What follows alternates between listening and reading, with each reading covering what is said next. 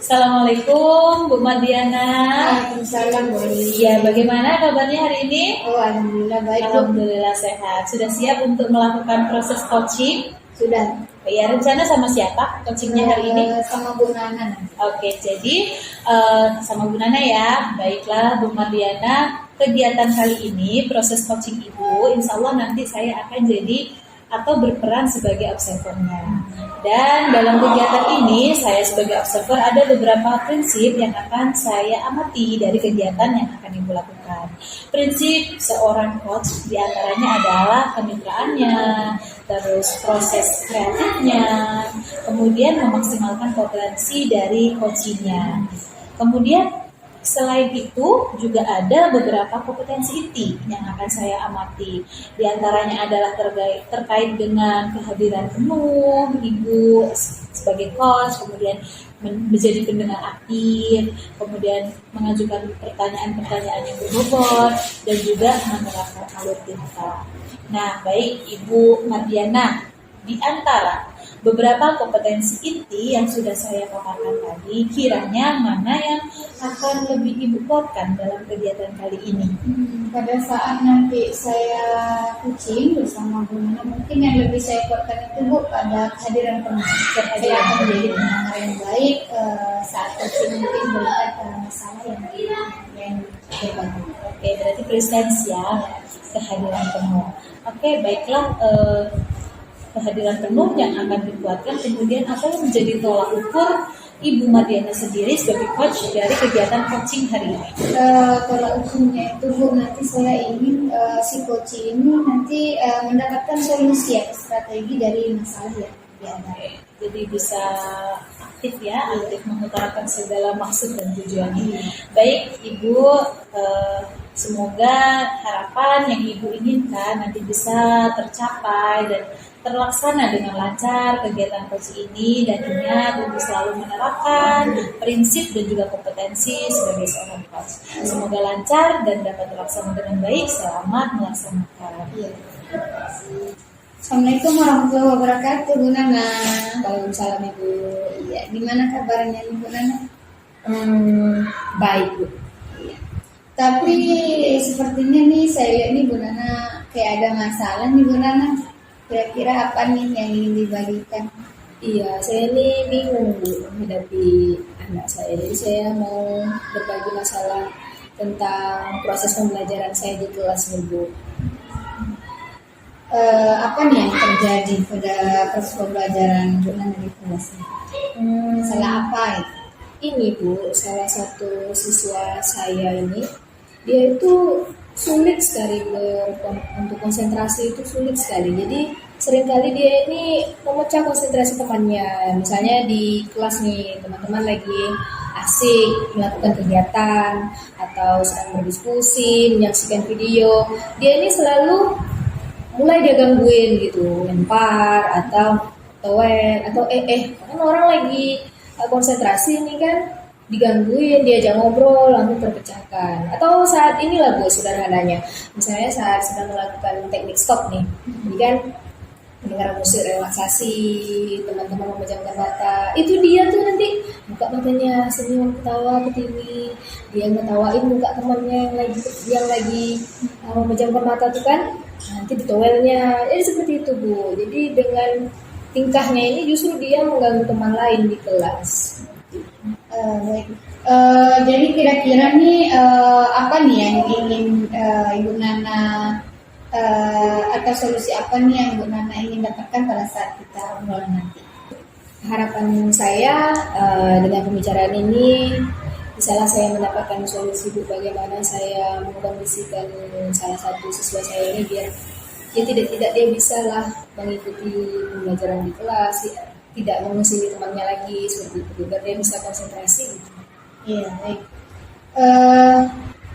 Dengan masalah siswa tadi Bu, kira-kira nih apa nih faktor yang menyebabkan siswa itu seperti itu? Nah, itu belum saya dalami ya Bu, soal faktor dia bagaimana bisa berperilaku seperti itu. Tapi saya rasa mungkin anak ini kan kurang perhatian mungkin ya Bu ya. Saya rasa kurang perhatian orang tuanya ya. Iya, di kelas pun kan nampak tuh sepertinya dia tuh cari-cari perhatian saya, cari-cari perhatian teman seperti itu kan. Kira-kira nih Bu, Ibu sudah melakukan komunikasi dengan orang tuanya? Sejauh ini saya hanya berkomunikasi dengan si anak itu sih Bu. Saya belum konsultasi dengan orang tuanya karena anak ini kan kelas 6 sudah besar. Kalau saya konsultasi ke orang tua kalau di usia-usia itu umumnya mereka tuh akan langsung marah.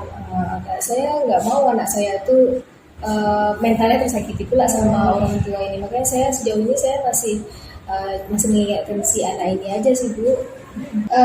Baik. Harapan Ibu nih untuk siswa itu apa nih? Kalau ukurnya seperti apa? Harapan saya anak itu nantinya dia bisa berkonsentrasi dalam pembelajaran, tidak ngusilin temannya lagi. Itu aja Bu, harapan saya. Supaya dia bisa ikut pelajaran gitu aja Bu sekarang. Karena yang mengganggu saya karena itu dia suka gangguin temannya itu. Baik. Kira-kira nih Bu, apa nih yang rencana yang akan Ibu lakukan untuk membantu siswa tersebut? Rencana saya apa ya Bu ya? Yang pertama mungkin saya harus melakukan pendekatan yang lebih dalam secara personal kepada anak itu.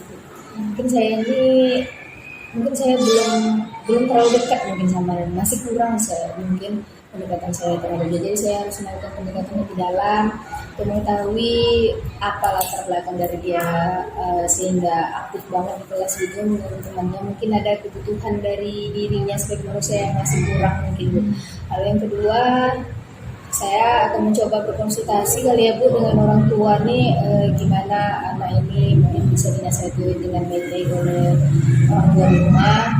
Lalu yang ketiga, mungkin saya harus membuat atau mengembangkan lagi strategi pembelajaran yang lebih menyenangkan mungkin karena anak ini aktif ya Bu, anak kinestetik, mungkin saya harus lebih mengembangkan kegiatan pembelajaran yang lebih bervariasi yang bisa memfasilitasi keaktifannya seperti itu ya.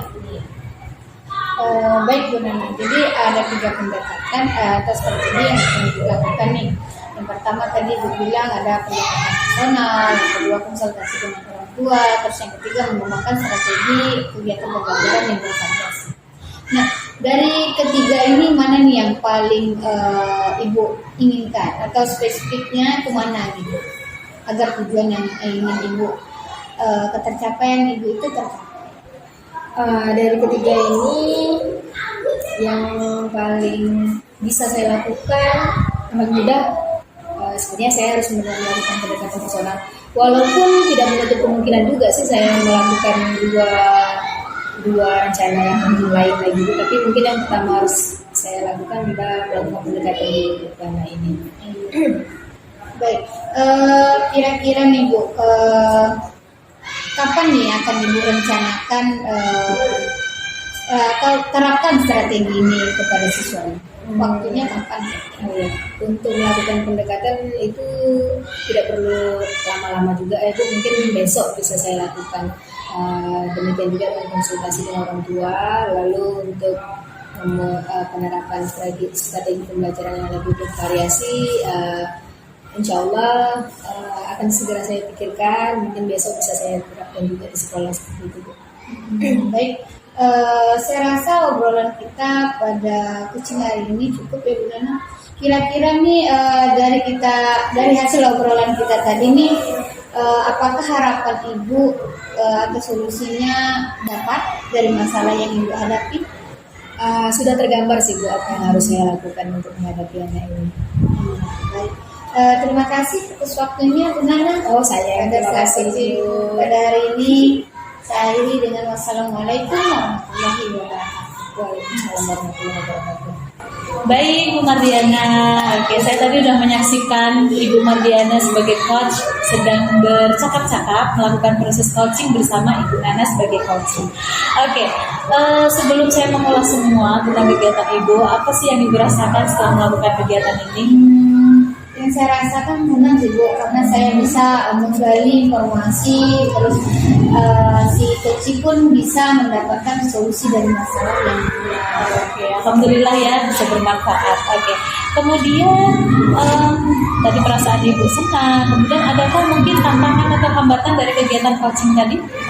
Iya, tadi saya agak kesulitan sih Bu untuk memicu masalahnya gitu kan. Terus saya pun kedepannya mungkin perlu menyiapkan pertanyaan-pertanyaan yang berbobot Oke, agar bisa terpicunya dari masalah terus mendapat solusi. Baik, berarti untuk meningkatkannya dengan lebih banyak latihan ya. Oke, saya akan mengulas sedikit tentang kegiatan ini tadi. Setelah saya mengikuti kegiatan Ibu dengan baik bersama Bu Nana, saya amati Ibu sudah bisa melaksanakan prinsip seorang coach yang baik, yang pasti harus perlu latihan terus-menerus. Kemudian untuk kompetensi inti nih dari seorang coach, tadi kan Ibu akan lebih menguatkan presence, kehadiran penuh, dan saya melihat Ibu sudah dapat melaksanakan itu, begitu kan? Kalau menurut Ibu sendiri bagaimana nih? Kalau menurut saya sudah dapat sih Bu, karena istilahnya si coach itu sudah mendapatkan solusi atau strategi dari masalah dia. Saya sudah istilahnya memberikan pertanyaan berbobot dan si coach pun bisa menjawabnya dengan aktif gitu kan. Dia mengetahui istilahnya mendapatkan dari strategi apa yang akan dia lakukan. Oke, iya, memang hebat Bu Mardiana ya. Jadi kehadiran penuh selain sudah mendapatkan solusi dari permasalahan coaching tadi, saya juga melihat Ibu sudah maksimal, emosi Ibu hadir maksimal di sini dengan tetap tersenyum. Nah itu tetap otomatis kan hadir secara penuh kan, nggak hanya jiwa, nggak hanya raganya aja, tetapi jiwanya juga hadir. Kemudian menjadi pendengar aktif juga saya sudah mengamati itu, kemudian mengajukan pertanyaan-pertanyaan berbobot yang pasti tidak keluar dari topik pembicaraan.